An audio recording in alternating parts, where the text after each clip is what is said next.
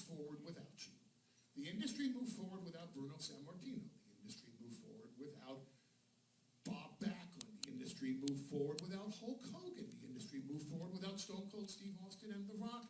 Company was going to move on without Brock Lesnar. Company's going to move on without Paul Heyman. Company's going to move on without Roman Reigns. And guess what? Company's going to move on one day without Vince McMahon. Welcome to Searching for a NoCast, son. The Searching for a Noah podcast. Oh, yes! Vince McMahon thought he could get away with his allegations, but Seriously, even as someone who doesn't watch the product anymore, just seeing him announce his retirement over on Twitter feels weird. Most likely he's gonna milk things later tonight, or someone in the back is gonna be like play like a production truck. Some self-masturbatory video package or some sort, but yeah, not exactly the big Vince moons to go out, but we all knew eventually there would come a time where he may step down. Some of us thought he'd run this thing until death, and why wouldn't he? Even as Vince seemingly pulling a "this is fine" moon while everything burns around him over at the big competition. Ring of Honor happened to crown a new world champion in Claudio Castagnoli, pro wrestler formerly known as Cesaro, who got the carrot dangled in front of him for so long. Talk about the wrestling fans having their cake and eating it too. I'm with the opinion of everybody on Twitter who pretty much nailed it, saying, in so many words, yeah, without you, there'd be no us, there'd be no wrestling fans to speak of, but you've made this bed, now sleep in it, and don't come back, you weird sex pest. He went from early Jared of Subway to end of days Jared of Subway. Without you, this may not exist. Now we're going to wash our hands of you while you go directly to jail or fade away. Do not pass go, do not collect $200. I still feel like in the back of my head, like, he retired publicly, His retirement was active CEO. He's still the chairman, always going to be. His retirement's just a drop from the public eye. But yeah, it's my 2 cents and a chance to do a intro for the podcast. It's coming up harder and harder to come up with titles. Sometimes something will come out and just be like, alright, let's go with it. That's all I can really touch on that. Let's talk about gaming now, which is the bulk of this podcast. It's not the one-player podcast, that's why I had to change it. It used to be all about the wrestling, and then the gaming around it now. Man, I feel kind of bad for showing off that Strangers of Paradise DLC in my last week's coming soon. If only I could have predicted the future, I would have talked so many out of you at buying it. $25 just to play the levels you already might have played through and booting just for maybe better shit to get. Yeah, KZX streamed this for like an hour 45 on the Ancient Chaos Shrine, which I've played only the demo. Even I feel like I've seen that area 8 times already. Just keep fucking dying in the demo. I was like, oh, here we go again. But KZ probably would have taken maybe a half hour or more to kill a boss that will most likely one-shot him. Just to get, I don't know, story tokens. He literally streamed for 2 hours for fuck all. At least someone was kind enough to donate that money back to you. So, kudos to that, lady or gentleman. I felt better about the demo slapping me enough to just like, ow. Alright, fine, no. Not for me. Even with co-op to have a better chance. $25? I've bought full fucking games for less than that money.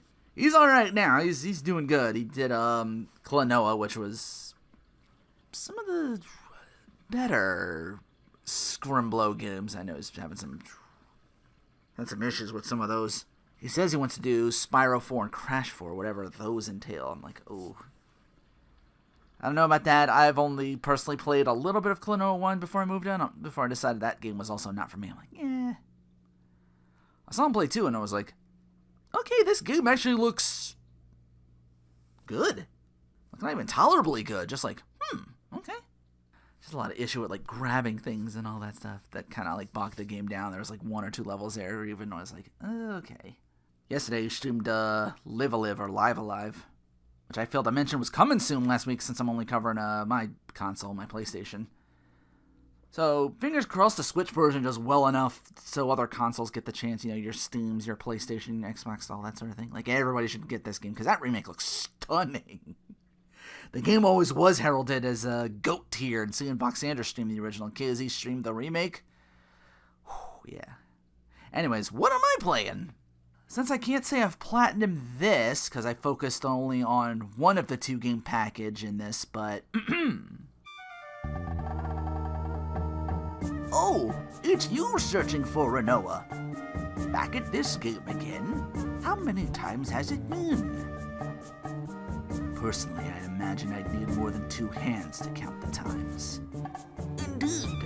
Now tell me what you... Oh! You've finally done it! I'm interested in this. Thank you. Yep. I finally get to cross getting 206% on Symphony of the Night off my personal bucket list. Blueballed by my personal best of 199.8% for a decade on my YouTube channel. I never knew until I watched Red Idiot Rex's videos that you can hit that backdash button as the wolf while you're under the water, and you'll swim. That may or may not have been that 0.8% I've been missing out on. Yeah, in the inverted castle where the water's above you, you can like swim up. And doing that is like touching the ceilings and stuff like that. I thought I did that earlier, but maybe I'm that or missed a room I couldn't. Like not even a full percent, a fraction. 0.8. I followed that walkthrough like a hawk and got it. Finally. Like I don't know how, but just following it to the letter on double speed just to get there quickly. Because I was like a couple rooms like, oh no, I forgot this and backtracked and all that stuff. And he's like, oh, I used Camtasia and sometimes my whatchamacallit messes like that. I'm like, preaching to the choir on that one, buddy. And all the while in that video, like every once in a while he would like go to Joseph's cloak and change the colors. It's like, ooh, now he's like this pink purple kind of thing. I'm like, wow, putting the Fab in Fabian. That's Alucard's middle name. Adrian, what is it? Adrian Fabian Tepesh? Yeah, it's his government name. He calls himself Alucard. Trying to speedrun Richter mode was a pain. I usually get all the bosses and take my time with that, but my podcast deadline was ending, so I've gotten every trophy on the Symphony side of Castlevania Requiem, it's called. Because it has the Rondo of Blood stuff that I'm not super good at. Also dabbled in a game called Miles and Kylo? A platformer that asks the world of you and then some to fully platinum. Super cheap, I got this on. One of those 2D retro platformers. Pretty balls to the wall in execution some levels. The dog drags you along and you're like, oh, and you got a sonic spin dash from enemy to enemy to go over like spikes. There's an option to do auto run as well. So yeah, one of those games. Pretty intense stuff. Till frustration settled in and I'm like, I'm moving on. I beat like the first world, and then I was looking at the second world, playing through a little bit of that, and I was like, I'm already having an issue. By the time I get to like world 4, 5, 6, or whatever, I'm just like, move on before I get to the inevitable, fuck this game. This is fucking game. No, funny game. Kind of Sky in the meantime streamed Case 3 of Phoenix Wright Justice for All. I passed out near the ending, so I had to wrap things up myself. I got all the answers right I needed to just stay awake to finish the case. I'm like, a little bit more. Get my trophy for beating the case. Save the game. Alright, sleep. Bed. And then I came back and crammed the last bits of that Symphony of the Night, like I mentioned. You know, you gotta farm money to get the duplicator. Just purchase the duplicator for 500,000. I had a shit ton of stuff to sell. I had like 4 diamonds. I was like, ooh, okay. So I was like 200,000 by the time I sold all that off. And it's like, well, back to that place I know where I can grab that 2K bag of gold. Anyways, let's real quick jump on over to Coming Soon. Coming soon. Coming soon. Coming soon. Coming soon. Just 2 quick ones for today, I'm afraid, as far as stuff I'm interested in. But hey, last one had a bunch, so it's happy sometimes. Anyway, this is Loot Light. Looks like Zelda meets roguelike kind of thing. It's like,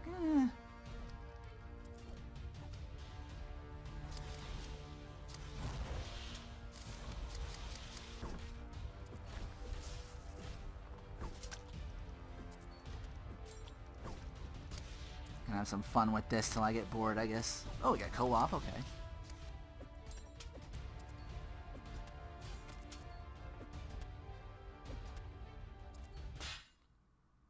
Anyway, that comes out Thursday the 28th, the day after... Welcome to Digimon Survive. A world surrounded with mysteries and monsters. Divided into areas and locations, the world map will help you explore your surroundings. Scanning Yeah, we're going super visual novel now. yield useful items. In conversations, there's no going back on your work. I mean, to be fair, there was a lot of talking with Cyber Sleuth 1 and 2 as well. So... Talking with friends in battle can yield a variety of effects with their encouragement. But don't stop there. Conversing with the enemy can also prove useful. Answer correctly, and you could find yourself a new friend. Now we're getting even more SMT with it. Oh god, if they start asking for things. Keep a special eye out for equipment and training items. These powerful items can help turn the tides of battle. Utilize your positional awareness to dish out the maximum damage. And when the going gets tough, there's an arsenal of tools to help ease the damage. But there's more than one way to prevail. Digivolve 2! Digivolve. War Greyball! Oh, it was a Warp Digivolves. Terrorforce! Delve into Digimon Survive this July 29th, 2022. Launch bonus free Guilmon at HP support thingy. What was that? Limit time HP support equipment. So a little more lasting and during fights or whatever. Also Guilmon, pretty raw. Gets that Gallant Mon. Not a strategy guide, but again, after playing and loving Cyber Sleuth 1 and 2, got me curious. I was told the next order to kind of keep away from. That one's a little more random and more like Digimon World 1 in gameplay was, which I didn't care for. I mean, I played it, but I'm like, okay, I spent all this time building this thing up. Now it's going to go back and reincarnate, and I still have to clean its poop. Like, that was annoying enough as is. I'm like, wait, I got to look after it, and pooping was never a problem in most RPGs. Why would it be one here? So, yeah. But yeah, that's all for this week. More stuff coming in August. I was looking at like another game title and I was like, no, a little too far away. I'll have to wait for it next time.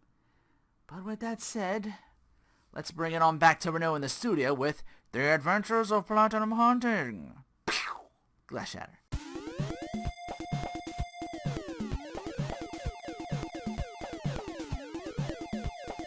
Kawaii Desu Desu plays an idol that has to fend off rabid fans, grind kills, and get souls to power up all the characters you need to. Trophy list very explanatory on what you need to do, who you need to build up over the course of a year. I guess I stopped and started later to platinum a game. It is literally just hit left cross pad to attack the fans coming at you from the left, and the circle button to attack on the right. For some reason, the second girl you unlock gave me like HoloLive Subaru vibes. I don't know, it's like the shirt and the cap or whatever. It's like if Subaru ever did rap. Left, right. Well, bad doesn't bird. Cell Damage HD. I had trouble getting the one trophy for getting points with 10 different weapons during a match. Apparently co-op doesn't count. So I went in single player, changed the points you need to win a smash run to the maximum amount, and I just kept hitting with a bunch of weapons, and I was like, oh, I got a point with this? Alright, let me try and grab something else, hit them with that, get points on that. Just keep lather, rinse, and repeating as much times as I possibly can, just so I know I get this thing. So yeah, 100% that, no platinum. I like the set in a TV show / Saturday morning cartoon vibe this game has. Not the greatest driving game, but as someone who rented and put in a lot of hours into Vigilante 8, 1, and 2, I got into this game for... I enjoyed my time getting it. It's more I can say for some games. Like I said, that earlier Kawaii Desu thing, I stopped and started again. It's just like, ooh. Because it's can murder your fingers doing that. Just at some point, you're just mashing the button one side, just like, yeah. Get all these enemies here while the other side comes in, and it's like, turn around real quick. And get rid of them. Pantsu Hunter, what a pain in the ass this one was. Should have been a quicker platinum than it was, but you gotta start each scenario and episode from the beginning with no mid-game save option like most games of its kind. Still, with a guide in hand, you shouldn't have too much trouble. Just be prepared to devote an hour or two. Another Sony censorship, because I know they did that with Neko Para and such, which those games are also easy platinums. Faster if you don't particularly care about the plot and just hold down the button, just blah, blah, blah, blah, and get to the choices. Current level, 718, going on 719, because I see the bar is 96%. So a couple more trophies, that'll change. Platinums obtained, 427. Some supermarket shopping and a trip to a soda shop last Sunday for my a belated birthday present. Scoring big here for a Snacking for Rinoa segment. Alright, let's go down this list here. My first of 3 choices on the soda shop stuff. Big Ben's orange soda. Not sure what they mean by sunny. Maybe the orange color or something like that, like sun-kissed. I'm watching you. It is very zesty, though. It's got that orange peel zest to it, but not to an overwhelming degree. This is definitely a gourmet soda. This is recommended. And then for my shopping stuff, I had like this Dole Strawberry Lemonade 2-liter. Just the thing to wake my lazy ass up a little bit. Small cup of this will perk you up. Yeah, lemons. Drink with caution. That's all I'll say. But anyway, the other 2 sodas, Filbert's old-time quality banana soda starts off tasting like the Runts candy. Strong banana, and then it kind of fizzles out. Chugging this is your best bet to get the most out of this, but then you realized, oh, I just drank my whole gourmet soda too fast. That cost a little more. Oops. Ghost Energy Drink Swedish Fish flavor. Drinkable Swedish fish. Oh, this is another must-get. If you like Swedish fish at all, this is king. I swear, the longer energy drinks are around, the better they get. Like, we started, like, the Red Bull, the Monster, and I was like, oh, this is detestable. And then we get to, like, fast forward to now, I'm just like, holy shit. Yeah, all Swedish fish, no energy drink taste, like, at all. It is literally drinkable Swedish fish. Another king here, the El Monterey Extra Crunchy Southwest Chicken Taquitos. Usually they're just hard shell with either beef or chicken, sometimes cheese. I can fit like 6 on a paper plate. Minute in the microwave, done. These take up a bit more space. You only get like 18 in a box of these as opposed to like the 24, 25, so they're a little thicker. They demand a little more time to fully heat as a result. 1 minute for 6 actually didn't cut it, and just barely fit that paper plate now. They were still stone cold in parts, so another 30 seconds I had to put them in for, and bam, they were ready. And these babies are loaded. Nice crispy crunchy shell, spinach, corn, red peppers, chicken, beans, cheeses, all that good shit. Microwavable taquitos of the world. The king has entered. Goldfish Mega Bites. I've only had the jalapeno one so far seen here, and while there is heat with that jalapeno, the cracker itself is choice. Looks like a goldfish. Eats and tastes like a better cheddar. Great stuff. I will have to try the sharp cheddar if I can find it. Apologies if I pronounced this incorrectly. Pomorzanka Macarena. Macarena? It's this sweet jelly roll or slice thing, kind of like the candy slices you can buy, like your candy watermelons, like the sugar put on. But these are all natural sugar, none of that caked on stuff where it's like all like very soft, just apparently this is a very well-cherished Polish candy. See, a big hit over there, big hit with me as well. Anyway, let me close off with a bit of fighting game news. Ryu, Guile, Chun-Li got classic outfits. Jimmy got like the kicks on, the good outfit. Luke, looking like a certain infamous streamer. Guile got more buff, so his green shirt becomes almost spaghetti strap in comparison. It's like, I don't fit you anymore, Colonel Guile. You are too beef. And Chun-Li's leg looks like it's about to give out because the gams! Gam those dams! Guess I can talk about this too. Did not know King of Fighters All-Star was still going. There's a Lady Choi now, so that's all of the original Team Korea's females. I do find humor in the fact that since Chang went from larger to tiny, Choi went from small to average girl height. I'll get a Rinoa reacts out of that, all the male to female changes. I saw one YouTube channel did a compilation of all of them, but Lady Choi's brand new. It does exist, so I'll look into all of it. But she comes out tomorrow with EX SHERMIE here, as this was the pick. So rather this than you staring at really old Vince here. Yeah, that stunner. He said at 77 on Twitter he was retiring, so this was when he was 76. This was last WrestleMania. I know taking that stunner at his age might have been on his bucket list, but oof. Anyway, that's the podcast. All I have left to say is, Vince McMahon, you're retired. God damn it, baby, no, I ain't lying to you. I'm only gonna tell you one time.